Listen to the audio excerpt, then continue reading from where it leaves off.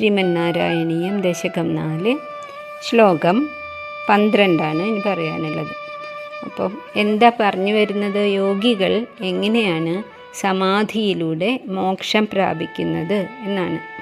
അപ്പോൾ അവർ ജീവൻ വെടിയുമ്പോൾ നമ്മൾ സാധാരണക്കാരുടെ കാര്യമല്ല, യോഗാവസ്ഥയിലെത്തിയിട്ടുള്ളവരുടെ കാര്യം മാത്രമാണ്. എന്നാലും അതൊന്ന് അറിഞ്ഞിരിക്കുന്നത് നല്ലതാണ്. ഭാഗവതത്തിലൊക്കെ ഇത് പലപ്പോഴും പറയുന്നുണ്ട്.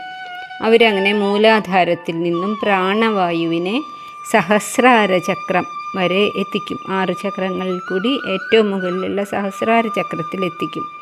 അവിടെ നിന്ന് സൂക്ഷ്മ ശരീരത്തിനോട് കൂടി ഈ പ്രാണൻ അല്ലെങ്കിൽ ജീവാത്മാവ് ഭഗവാനിലേക്ക് യാത്രയാവുകയാണ്. സൂക്ഷ്മ ശരീരം എന്ന് പറഞ്ഞാൽ 10 ഇന്ദ്രിയങ്ങളുടെ സൂക്ഷ്മാംശം, മനസ്സ്, ബുദ്ധി, പഞ്ചപ്രാണങ്ങൾ, ഇതെല്ലാം കൂടിയിട്ടാണ് പോണത്. അത് എങ്ങനെയാണ് പോവുക ഭഗവാനിലേക്ക്? 2 തരത്തിലാണ് മുക്തി എന്ന് പറഞ്ഞു. സദ്യോമുക്തിയുണ്ട്, ക്രമമുക്തിയുണ്ട്. സദ്യോമുക്തി എന്ന് പറഞ്ഞാൽ നേരിട്ട് അവർ വേറെ എവിടേക്കും പോകാൻ ആഗ്രഹിക്കാതെ നിരാഗ്രഹരായിട്ട് നേരിട്ട് ഭഗവത് പാദത്തിൽ അജാമിളനെയൊക്കെ കൊണ്ടുപോയതുപോലെ നേരിട്ട് അങ്ങോട്ട് പോകും. രണ്ടാമത്തെ കാര്യം ക്രമമുക്തിയാണ്. അതാണ് നമ്മൾ പറഞ്ഞു വന്നത്. ശരീരത്തിന് വിട്ടു പോകുന്ന ആത്മാവ് സൂക്ഷ്മ ശരീരത്തിനോട് കൂടിയിട്ട് ഊർധ്വലോകങ്ങളിലൊക്കെ പോയി അഗ്നിലോകം, അവിടുത്തെ ദേവതമാരെ, ദിനലോകം, ഉത്തരായണ ലോകം എന്നൊക്കെ പറഞ്ഞു. അങ്ങനെ സൂര്യൻ്റെ ലോകം വരെ എത്തും. അവിടെ നിന്ന് അതിൽ മുകളിലുള്ള ധ്രുവപദത്തിലെത്തും. അവിടെ വിശ്രമിക്കും. എല്ലാ സ്ഥലത്തും എത്ര കാലമാണോ അവർക്ക് നിൽക്കേണ്ടത് അത് അവരുടെ ഇഷ്ടം പോലെയാണ്. അതിൻ്റെ തൊട്ട് മുകളിലുള്ള സ്ഥലമാണ് ഈ മഹർലോകം. ആ മഹർലോകത്തിലെ കാര്യമാണ് ഇനി പറയണത് 12ാമത്തെ ശ്ലോകത്തിൽ. ആസ്ഥിതോ അധ മഹരാലയേ യദാ ശേഷവക്ത്രദഹനോഷ്മണാർദ്യതേ ഈയതേ ഭവദുപാശ്രയസ്തദാ വേധസ പദമത പുരൈവ വാ. ആസ്ഥിതോ അധ മഹരാലയേ യഥ. അധ അതിനുശേഷം ഈ ധ്രുവലോകത്തിൽ പ്രവേശിച്ചതിന് ശേഷം ആസ്ഥിത മഹരാലയെ, അവിടെ നിന്ന് അവിടുത്തെ ദേവതമാരിവരെ മഹരാലയത്തിലേക്ക്, മഹർലോകത്തിലേക്ക് പോകണം എന്നിവർ ആഗ്രഹിക്കുന്ന സമയത്ത് മഹർലോകത്തിലെത്തിക്കുന്നു. അവിടെ യഥാ എത്ര കാലമാണ് അവർ വസിക്കുന്നത്? അനന്തമൂർത്തിയുടെ മുഖത്ത് നിന്നും അഗ്നി വന്ന് അവരെ പീഡിപ്പിക്കാൻ തുടങ്ങുന്നത് വരെ, അവരെ നല്ല മഹർലോകം അതിന് പീഡിതമാകുന്നത് വരെ. ശേഷവക്ത്രദഹനോഷ്മണാർദ്യതേ, എപ്പോഴാണോ പ്രളയം, ആ പ്രളയത്തിൻ്റെ സമയത്താണ് ശേഷനാഗത്തിൻ്റെ 1000 മുഖത്ത് നിന്നും അഗ്നി വരും. അങ്ങനെ മഹർലോകം വരെ ഉള്ളത് ആ കൽപ്പാന്ത പ്രളയത്തിൽ ദഹിച്ചു പോകും. ആ സമയത്തിന് മുൻപേ അവരവിടെ നിന്നും മുഗൾ ലോകമായ ബ്രഹ്മലോകത്തേക്ക് പോകും എന്നാണ്. ശേഷവക്ത്രദഹനോഷ്മണാർദ്യതേ ഈയതേ ഭവദുപാശ്രയസ്തദാ. അപ്പോഴും അവർക്ക് ആഗ്രഹം, അവരുടെ ലക്ഷ്യം, ഏറ്റവും വലിയ ലക്ഷ്യം ഭവദുപാശ്രയം തന്നെയാണ്. അവിടുത്തെ പാദത്തിൽ ചെന്ന് ലയിക്കുക എന്ന് തന്നെയാണ്.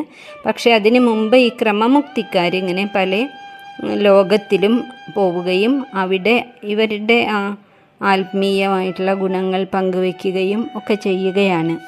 വേധസ പദമത പുരൈവവ. അങ്ങനെ ഈ ബ്രഹ്മാവിൻ്റെ പദം, അതാണ് വേധസ പദം.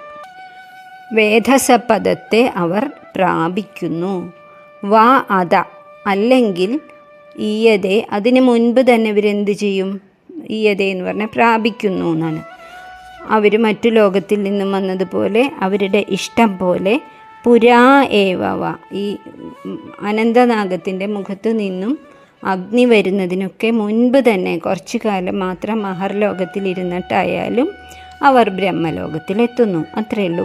അതായത് ധ്രുവപദത്തിലെത്തി കുറച്ചു കാലം അവിടെ സുഖമായിരുന്നു. അതിനുശേഷം മഹർലോകത്തിലെത്തി സപ്തർഷിമാരുടെയൊക്കെ കൂടെ വളരെ ശാന്തമായിട്ട് അവർ ആ ജീവൻ കഴിഞ്ഞു.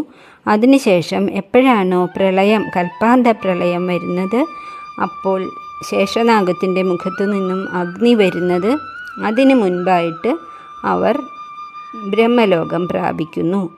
അതല്ല എന്ന് വെച്ചാൽ അതിന് എത്രയോ മുമ്പ് തന്നെ അവരുടെ ഇഷ്ടപ്രകാരം അവർ ബ്രഹ്മലോകത്തിലെത്തുന്നു. അപ്പോൾ ഈ ഭൂമിയിൽ നിന്നും പോണ ജീവൻ ബ്രഹ്മലോകത്തിൽ എത്തിക്കഴിഞ്ഞു. അത്രയാണ് ഇതിൽ പറഞ്ഞിട്ടുള്ളത്.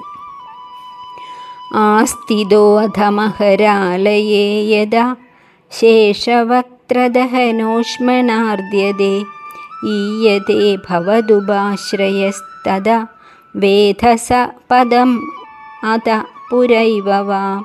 അപ്പോഴോ അതിനു മുൻപോ അവർ വേധസപദം ബ്രഹ്മലോകത്തിൽ എത്തിച്ചേരുന്നു. 13ാമത്തെ ശ്ലോകം കൂടി നോക്കാം.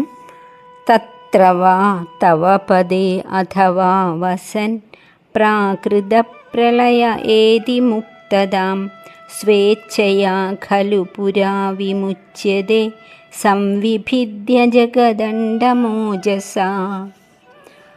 തത്ര വാ ആ ബ്രഹ്മലോകത്തിൽ, അഥവാ തവപദേ അല്ലെങ്കിൽ അവിടത്തെ പദത്തിൽ, ഭഗവാന്റെ വൈകുണ്ഠത്തിൽ, ഭഗവാന്റെ പാദത്തിൽ എങ്ങനെയാണോ അവർ ആഗ്രഹിക്കുന്നത് അതേപോലെ വസൻ ഈ യോഗി അവിടെ വസിക്കുന്നു. യോഗിയുടെ സൂക്ഷ്മ ശരീരം അവിടെ ബ്രഹ്മലോകത്തിൽ അല്ലെങ്കിൽ ഭഗവത് പാദത്തിൽ എത്തുന്നു.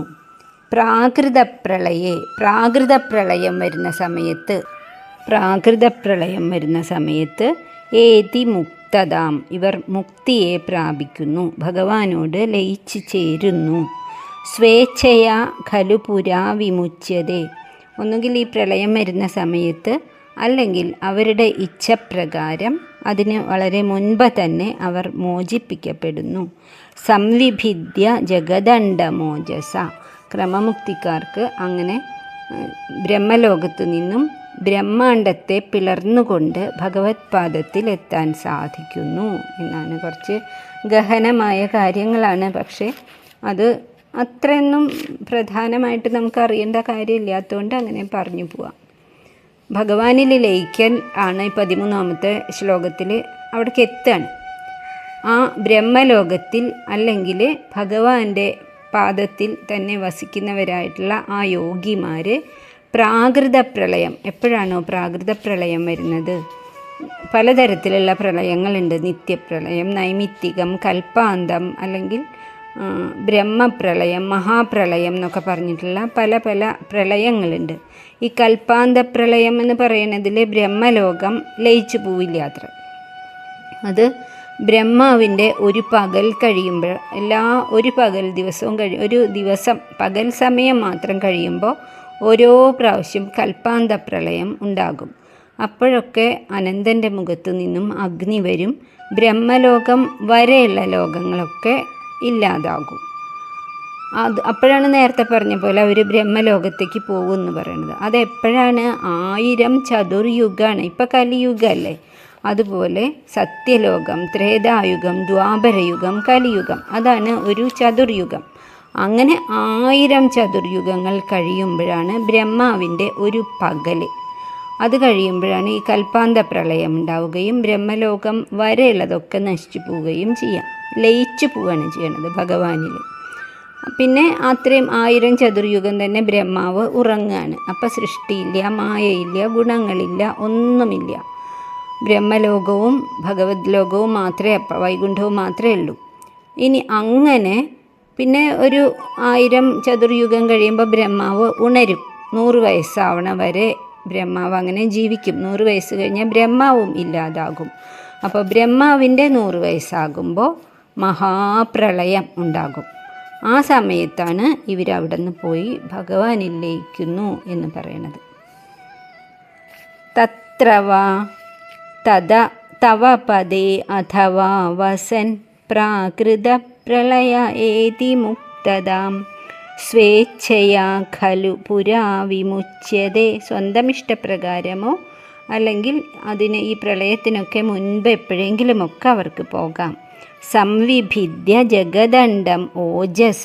ഓജസ എന്ന് പറഞ്ഞാൽ തൻ്റെ സ്വയം യോഗശക്തി നേടിയിട്ടുണ്ടല്ലോ, അതുകൊണ്ട് തന്നെ അവർക്ക് ഈ ബ്രഹ്മാണ്ടത്തിനെ പിളർന്ന് ഭഗവാനിൽ ലയിക്കാനായിട്ട് സാധിക്കും. അതെങ്ങനെയാണ് ബ്രഹ്മാണ്ടം പിളരുന്നത് എന്നാണ് അടുത്ത ശ്ലോകത്തിൽ പറയുന്നത്. അത് നമുക്ക് നാളെ പറയാം.